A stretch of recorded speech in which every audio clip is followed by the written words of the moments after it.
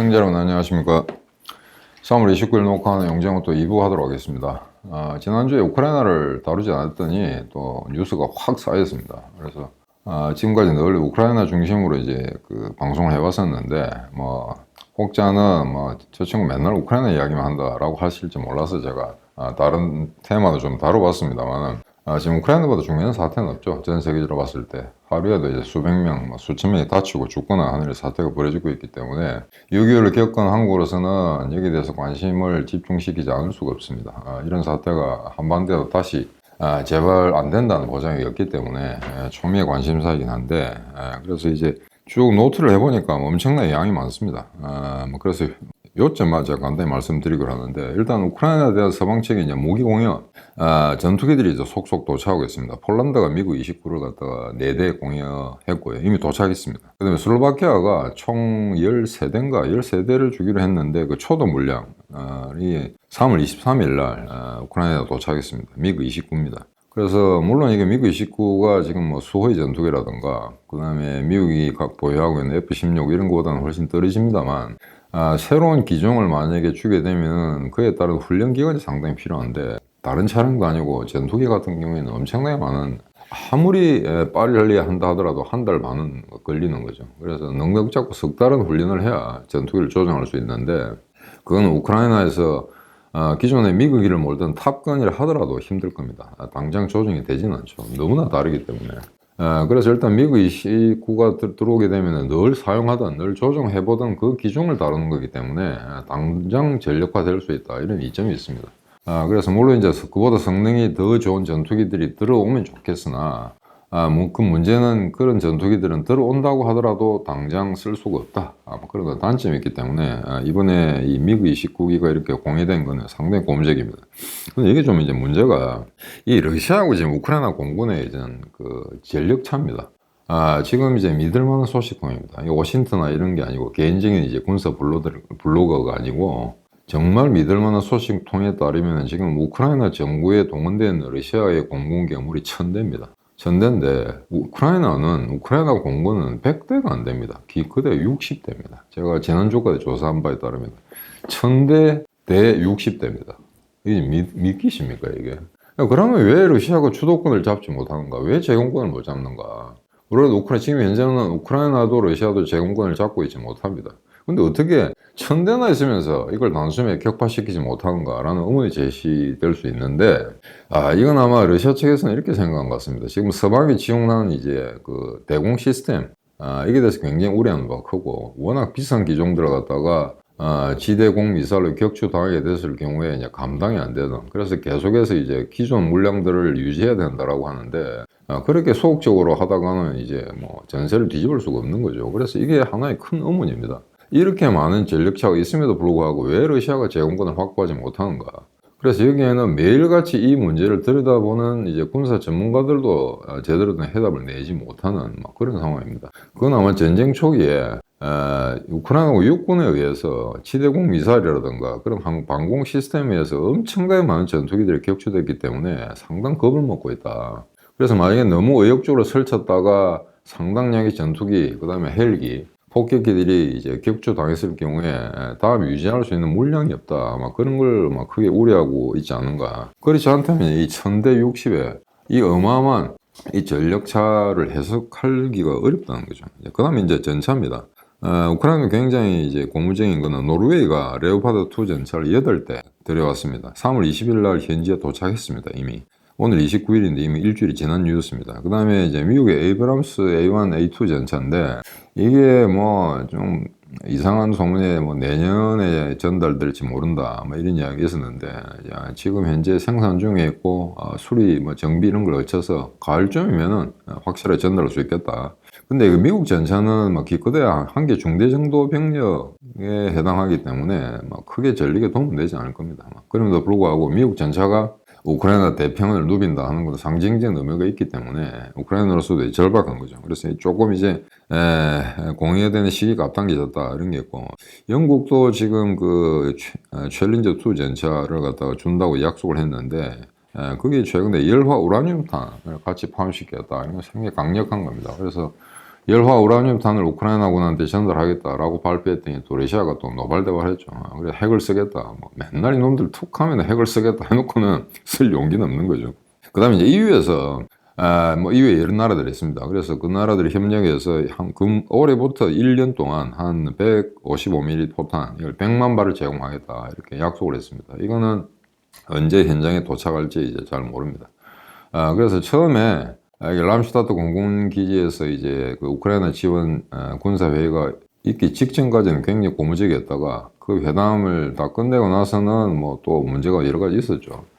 물량이 줄어들었다든지 물량 시기가 지연된다든지 이런 좀 이렇게 안타까운 일들이 발생했었는데 다시 아마 쪼아대는 모양입니다. 그래서 이대로 가다가는 우크라이나군이 계속해서 이렇게 저런 정체 상태에서 전세를 회복하지 못한다. 이러면 절박한 상황을 제대로 인식해서인지 서방으로부터의 물자 공여가 이제 상당히 지금 그 속도를 내고 있다. 아마 그렇게 이해하시면 될 것 같습니다. 그 다음에 이거는 이제 독립적인 뉴스인데 뭐 공군기 이야기하니까 이야기하지 않을 수가 없는데 우크라이나 정부에서 발생한 이야기입니다. 미국의 무인 정찰기가 추락을 했습니다.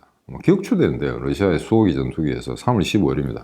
이거는 뭐 보름 전의 이야기니까 조금 오래된 뉴스이긴 한데 제가 이 뉴스를 독립된 뉴스라 다른 쪽에 넣어서 설명하기가 어려워서 계속 놔두고 있다가 지금 다시 꺼내드렸습니다. MQ-9이라고 미국 무인기가 있었는데 이게 이제 러시아의 수호의 전투기에서 격추당했다. 그래서 그게 아마 동영상도 일부 지금 남아있는 것 같습니다.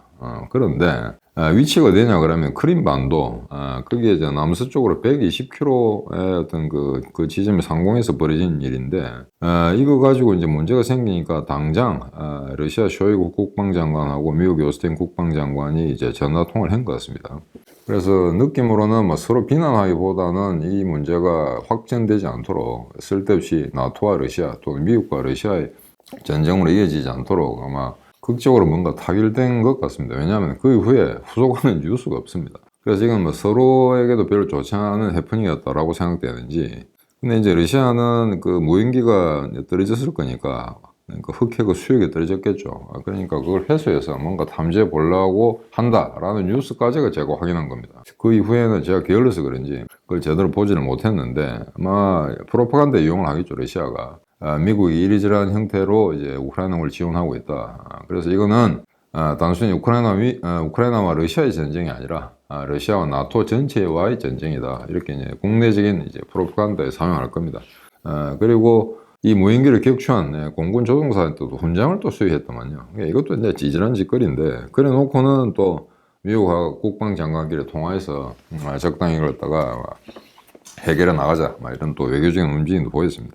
자, 근데 이제 지금 여러분들 연일 아마 보도에 보시면은 뭐 러시아군의 그 비참한 몰골들 대도한 인해 전술을 해가지고 엄청난 병력들이 죽어나오고 있다. 그래서 심지어 우크라이나군과 소련군의 어떤 그 살상 교환비가 5대1이다, 7대1이다 이런 뉴스가 나오고 있는데 사실은 이 교환비라는 걸 믿을 수가 없습니다. 왜냐하면 그 특정 정부에서 그렇게 발생할 수가 있는데 어떤 시기의 특정 전투에서 근데 전체적으로 봤을 때 그럼 과연 우크라이나군이 계속해서 5대1의 교환비를 가져가고 있는가?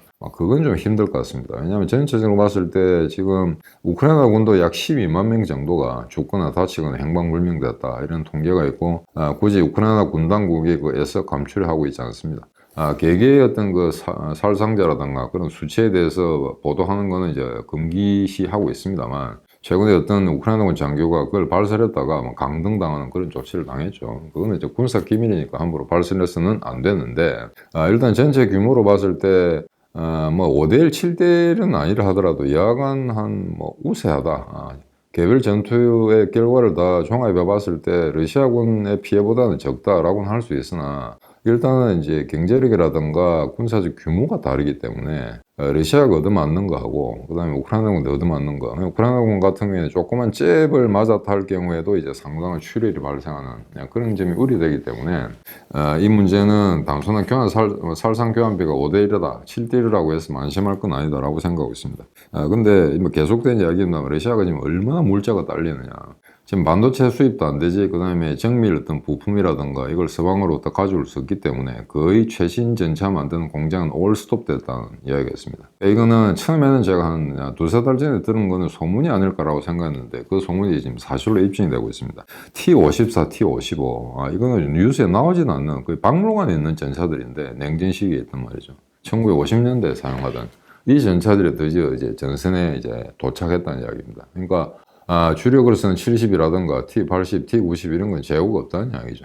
아니면은 나중에 제대로 된 어떤 공세에 대비해서 준비를 시키고 있기 때문에 당장 현장에 투입하지는 않는다. 이런 보관일 수는 있습니다. 하지만 이런 T-54 이미 반백 년 전에 쓰던 그런 어떤 그 장갑 차량이라든가 전차들을 끌어내고 있다는 건 얼마나 물자가 딸리면 이렇게 하느냐. 2차 대전 때 쓰는 모신하강 소총, 그 다음에 막심 기관총 이런 거는 이미 작년 여름부터 발견이 됐었거든요. 그래서 이거 보면은 정말로 물자가 딸린다. 병력뿐만 아니다. 라는 걸 알 수가 있습니다. 그리고 최근에 이 우크라이나군이 포로가 된 러시아 장교가 있는데 이 장교가 이제 일기를 썼던 모양입니다. 그 일지에 보니까 이렇게 나오고 있습니다. 제가 화면에 띄우겠습니다. 다 외우시기가 어렵기 때문에. 3월 초니까 조금 시간이 지났습니다만 이거는 이제 그 확실한 정보죠. 그러니까 러시아군이 쓴 기록을 우크라이나군이 탈취한 거기 때문에 3월 1일 날 100인 중 16명 잔존, 3월 3일 날 116명 중 23명 잔존, 3월 4일 날 103명 중 15인 잔존, 3월 5일 날 115인 중 3인 잔존. 자, 이렇다 보니까 나흘 동안에 434명 중에 57명만 살아남았다. 생존율이 13%밖에 되지 않는다는 이야기입니다. 어마어마한 수치가 죽어나간다는 이야기죠. 그래서 미트 그라인더라는 이야기를 들어보셨을 겁니다. 2차 대전 때 나왔던 이야기인데 독소전 때 워낙 소련군이 많이 죽으니까 거의 고기 분쇄기, 인육을 갖다가 이제 으깨는 그런 식의 어떤 작용, 그런 식의 효과, 그런 식의 어떤 전과가 나왔다 해서 2차 대전 때부터 이제 러시아군이 인해 전술로 인해 가지고 어마어마한 인명피해가 발생하는 걸 미트 그라인더라고 하는데 이게 지금 2023년의 전투에서도 똑같이 벌어지고 있다. 그래서 지금 이게 이런 식으로 가게 되면은 정말 병력마저 완전 고갈될 상태에 처하게 될 우려가 높은데 최근에 이제 바그너그룹의 궁지에 몰렸죠. 정식으로 좀 코너에 몰려있고 너무 까불다 보니까 아마 러시아 군부 내에서도 견제가 들어간 모양인데 아마 42개 도시의 전투원을 모집을 또 공고하겠다라고 이제 발표를 했습니다. 그래서 올 중순까지는 3만 명 정도의 리크루트를 받아들이겠다고 하는데 수인들, 죄수들은 아마 지난 2월 중순에 더 이상 받지 않겠다. 제가 날짜를 아마 2월 19일인 것 같은데요. 그때는 이제 더 이상 수인들은 받아봤자 도움이 안 된다. 전투를 하지도 안 하고 다 총 놓고 도망간 놈들이다. 그래서 이제 정식으로 바그너골에 들어올 수 있는 정규군들을 받겠다라고 하는데 이 정규군이란 말은 이제 러시아군 정규군이 아닙니다. 민간 이제 군사 회사에 들어오는 하지만 제대로 된 전투력을 발휘할 수 있는 사람을 뽑겠다라고 이제 발표를 했습니다. 더더욱 웃기는 거는 요 최근에 보니까 고등학교까지 방문해가지고 전장에 내보내자 전투원이 되라라고 이제 그렇게 모집을 독촉하는 그런 것도 이제 유튜브에 잡혀가 있습니다. 고정 스틸 사진이 아니고 동영상입니다. 여러분들 찾아보시면 재밌을 겁니다. 그 다음에 작년 9월 달에 30만 정도 동원하겠다고 했는데 그거 외에 이제 비밀리에 아마 징병이 진행되고 있는 모양입니다.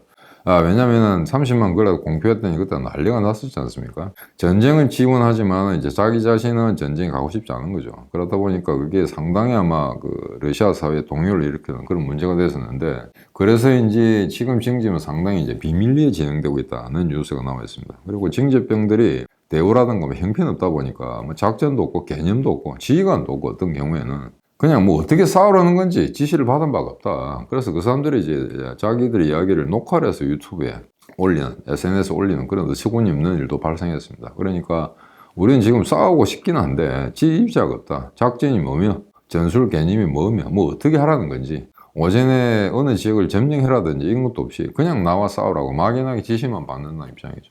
그래서 이런 게 지금 러시아군의 실상인데 물론 그게 전체 다는 아니겠으나 이런 게 SNS에 고발이 된다는 건 사실 군기가 물러나다는 이야기겠죠.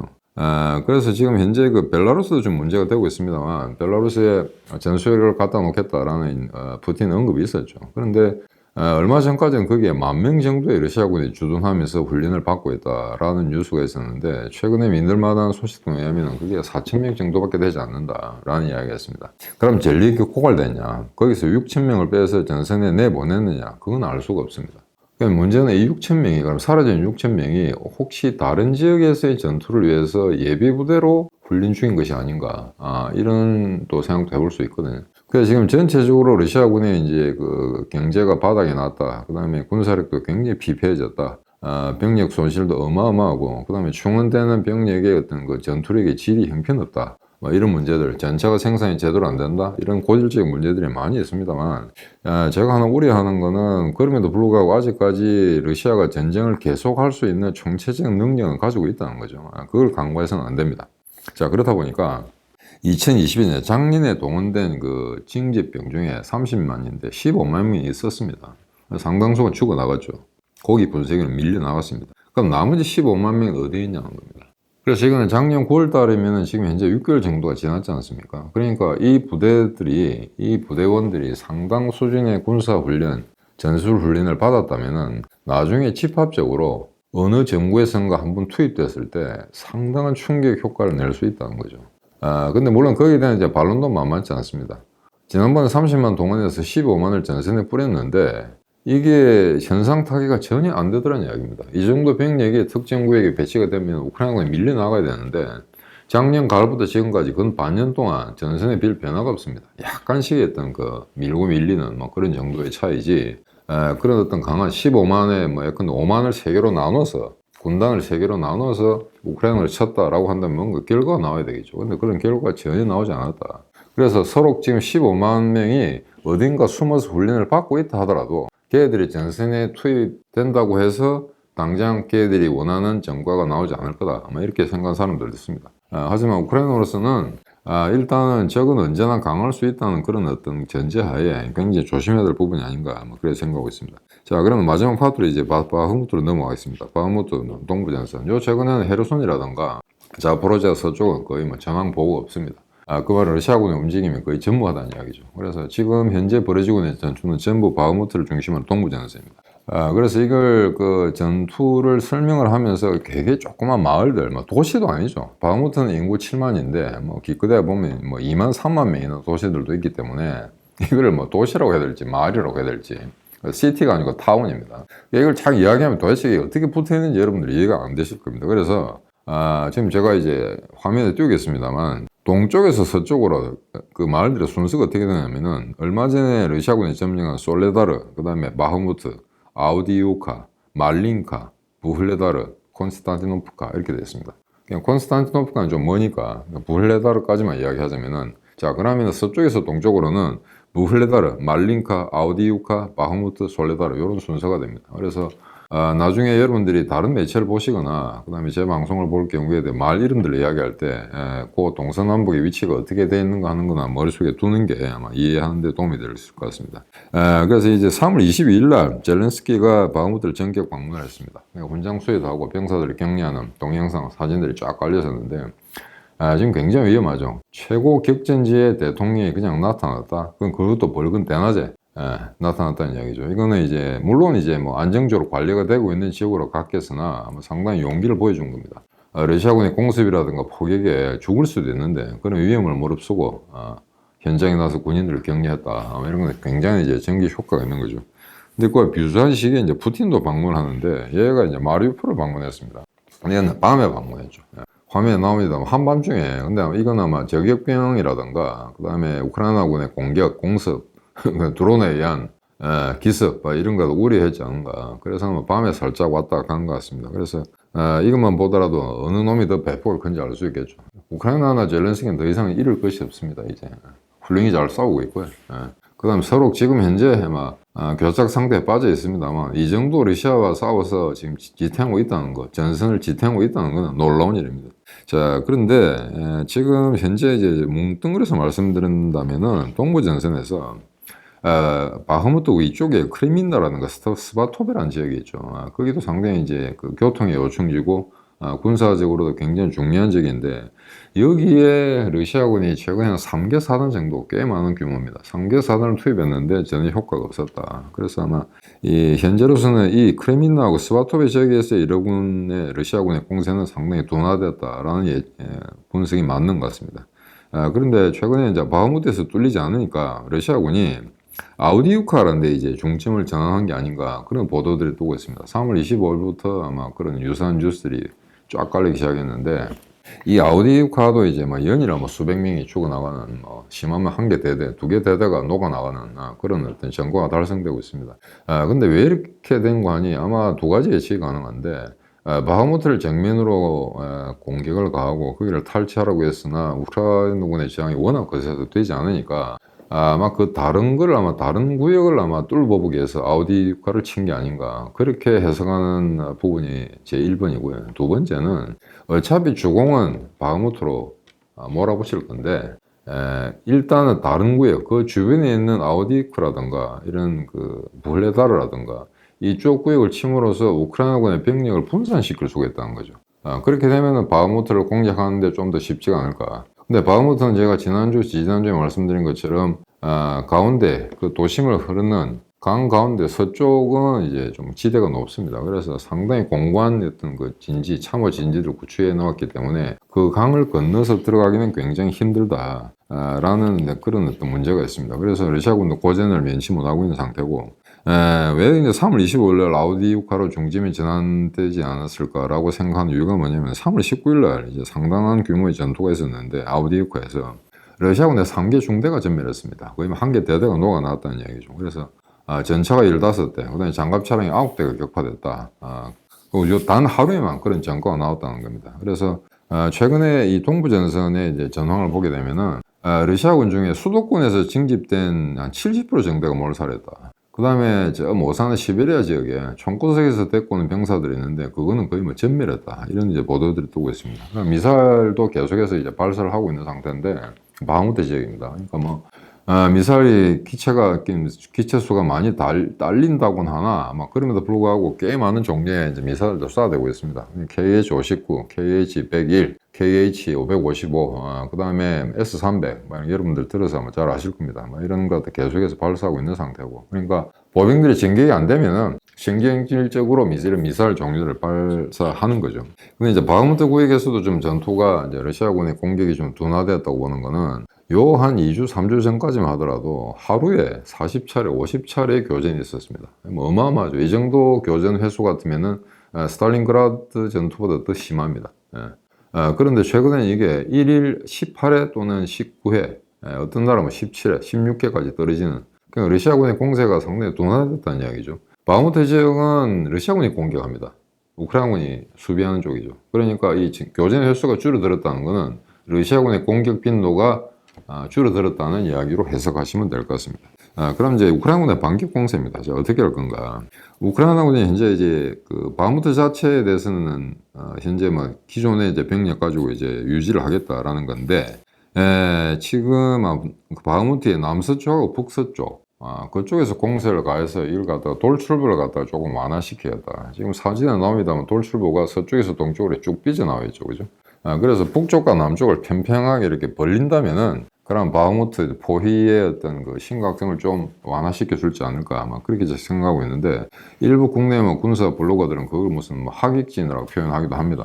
뭐 이순신을 모르겠죠. 근데 형태로 봐서는 뭐 그래 틀린 이야기는 아닙니다. 그래서 3월 19일 이래로 아마 바흐무트에 계속 병력을 집중하기보다는 바흐무트의 좌익 우익에서 병력을 집중시켜서 러시아군을 좀 더 분산시키는 아마 그런 형태로 전선이 형성돼 가고 있는 것 같습니다.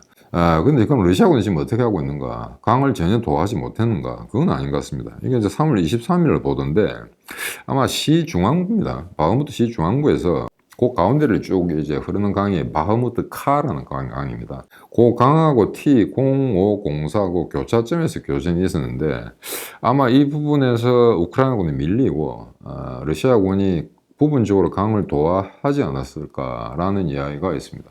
우크라이나군은 현재 그걸 인정하지 않고 있고 러시아군도 그에 대해서 구체적인 동영상 같은 걸 띄운 바가 없기 때문에 현재로서는 아직 가능성으로만 남아 있습니다. 오늘이 3월 29일이니까 만약에 여기에 뭐 교두보를 확보했다면은 아마 러시아군의 공세가 더 강화되지 않을까 아마 그렇게 지금 생각하고 있는데 그럼 이제는 좀 지루하기까지 한 일단 우크라이나군의 이제 임박한 반격 공세가 언제 될 것인가.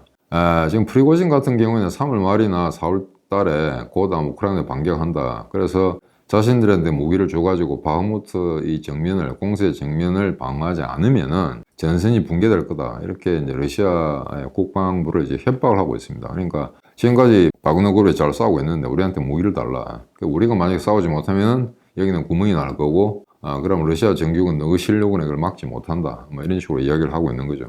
근데 아마 러시아로서는 저 까불거려서 하는 정원을 갖다가 이번에 완전히 폐장으로 만들면서 바그너그룹의 군사적, 정치적인 영향력을 소모시키겠다, 와해시키겠다, 그런 의도도 뭐 없지 않아 있는 것 같습니다. 자, 그런데 이 올렉산드르 시르스키라고 있습니다. 지상군 사령관인데, 이 사람이 아마 일단 자세한 내용은 얘기 안 했습니다. 공표했습니다. 곧 반격한다. 지금 현재 거의 아마 러시아군은 공세 종말점에 와 있다. 공세 종말점이라는 것은 처음부터 이제 의욕적으로 공격을 계속 시리즈 공격을 가다가 이제는 그 공격 전체가 스톱될 그런 상황에 와 있다라고 이제 자신있게 이야기한 것 같습니다. 그런데 그 시점에 우크라이나 국방부 장관 자르지니 장군이라고 있죠. 이 사람하고 이제 젤렌스키 간에 약간의 뭐 설전이 있었다라는 이야기가 있었는데, 그게 뭐냐면 바흐무트를 사수해야 되냐 철수해야 되냐. 근데 처음에 들리는 뉴스에 따르면은 이 자르지니 장관이 뭐라고 했냐면 이거는 철수해야 된다, 전술적으로 철수를 해야 된다라고 이야기했는데, 젤렌스키는 그게 아니다, 사수해야 된다라고 했다고 했습니다. 그래서 두 사람의 어떤 의견이 대립됐다라고 하는데, 요 최근의 뉴스에 따르면 그게 바뀌었다는 이야기가 있습니다.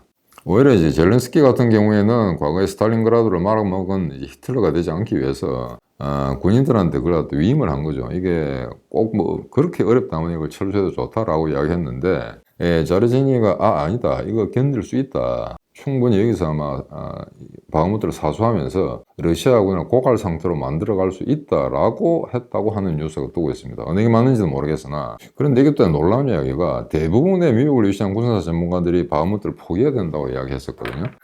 그런데 극히 일부 군사 전문가들, 그 다음에 퇴역한 장군들이 그게 아니다, 충분히 사수할 수 있다, 그래서 사수해서 완전히 이 바흐무트에서 러시아군의 공세 종말점을 이끌어 가야 된다라고 한 사람이 있습니다.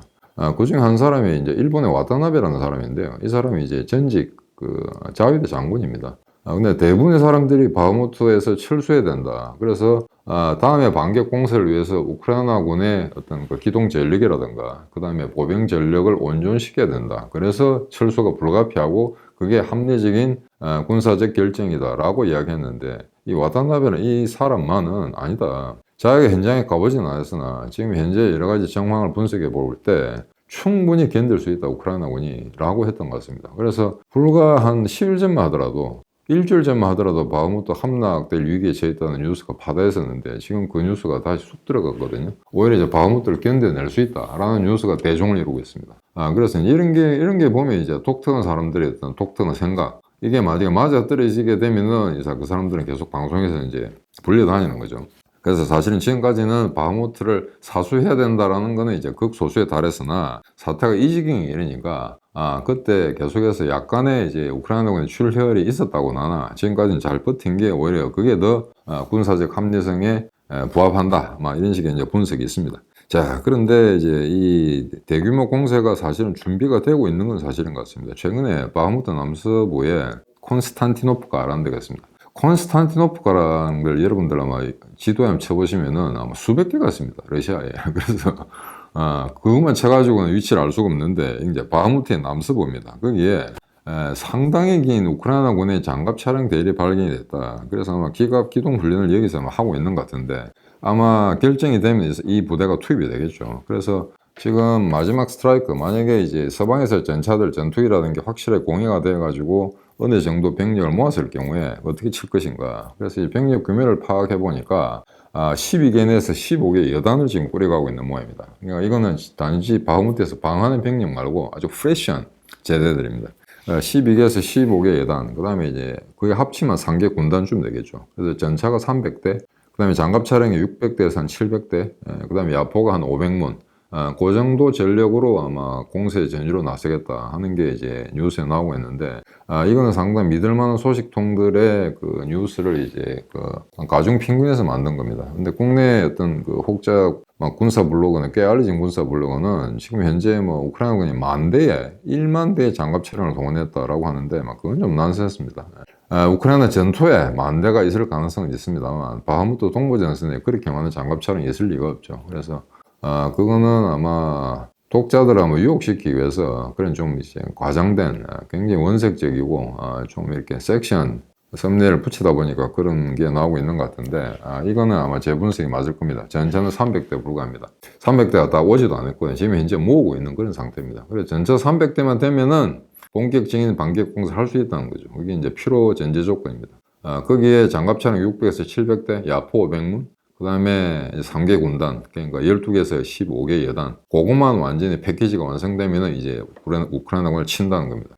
근데 다만 여기서 좀 조심해야 될 거는 중계공세 합니다만 3월달, 지금 말이죠. 3월달, 4월, 그때까지 라스푸티차, 또 땅이 없어지는 그런 진창 도로가 있기 때문에 기동 전력을 그렇고 의욕적으로 쓰기는 어려울 겁니다. 그래서 아마 결국은 5월달로 넘어가지 않을까.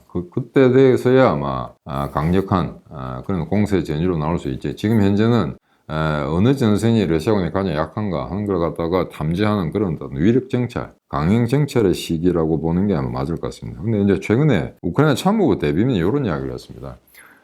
공세 전이를 하는데 아마 6개 구역을 치겠다라고 이야기한 것 같습니다. 근데 그게 뭐 군사 기밀은 아닙니다. 누구든지 상상할 수 있는 거니까. 첫째는 자포로지아입니다. 자포로지아에서 남쪽으로 내려가겠다. 아조프를 통과하겠다라는 이야기입니다. 그 다음에 헤르손 남부가 장악되고 나면 그 다음 크림반도. 그 다음에 루안스크하고 도네츠크 동부 전선에서 2개 내지 3개 정부, 그러니까 6개 정부에서 작전 기동을 일시에 동시에 추진하겠다라고 이제 자신 있게 이야기를 했는데, 물론 이제 그까지는 군사 기밀이 아닐 겁니다. 누구든지 상상할 수 있는 거니까. 근데 다만 어디에 주공을 형성시킬 것인가 하는 건 이제 좀 더 지켜봐야 되겠죠. 그래서 그러면서 이 우크라이나군 참모고 이제 보도관 한 이야기가, 일단은 지금까지 우크라이나군의 병력을 집결시키지 않았다고 합니다. 왜? 병력을 어느 한 곳에 집결시키다 보면은 그게 공습이라든가, 그 다음에 드론에 의해서, 러시아군의 드론에 의해서 엄청난 출혈을 감내하지 않을 수 없기 때문에 일단은 병력을 분산시켰다고 합니다. 그래서 분산시켜서 느슨한 방어진을 유지하도록 하고, 나중에 반격 공세로 나올 때 그 병력을 집결시켰다고 하는 겁니다. 근데 이게 고도로 훈련된 군대가 아니면 상당히 힘듭니다. 공격을 하려면 병력을 전력을 집중시켜야 되겠죠. 그런데 이걸 집중시키는 기간이 길어지면 길어질수록 러시아군이 정찰로 다 탐지를 해버리기 때문에 그걸 갖다가 이제 계속해서 비도기니 그걸 갖다가 은폐하면서 자신들의 병력을 중요한 요충지에 갖다 놓겠다 하는 건 결코 쉬운 일이 아닙니다. 그래서 일단 지금까지는 자기들이 분산을 쭉 했었다. 그런데 공세 시점이 도달한다면은 당연히 분산해서 집중으로 태세 전환을 한다라는 게 이제 우크라이나 참모 보도관의 이제 내용입니다. 그래서 지금 이 사람들 하는 이야기를 보면은 이제 상당한 자신감이 붙어 있다. 그래서 물론 이제 지지부진하게 공세 시점이 언제냐 하는 것에 대해서 아직도 논란이 있습니다만, 제 생각으로는 5월 같습니다. 4월 달은 정말 힘듭니다. 기동 전력을 한꺼번에 투입할 수 있는 그런 지형이라든가 도로 사정이 맞지 않기 때문에 아마 본격적으로 한다 그러면은 4월 말이나 5월 초가 되지 않을까. 일단 그렇게 좀 넉넉 잡고 좀 긴 호흡으로 우크라이나 공세를 기다리는 게 좋을 것 같습니다. 오늘 2부 이거로 마치도록 하겠습니다. 안녕히 계십시오.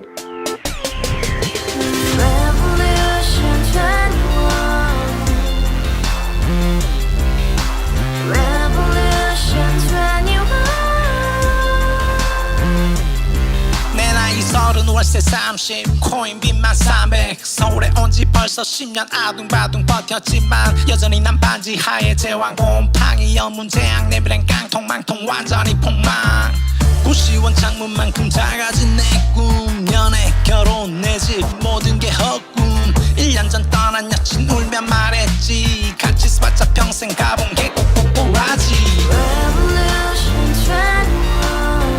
가바후스 700 나도 소유주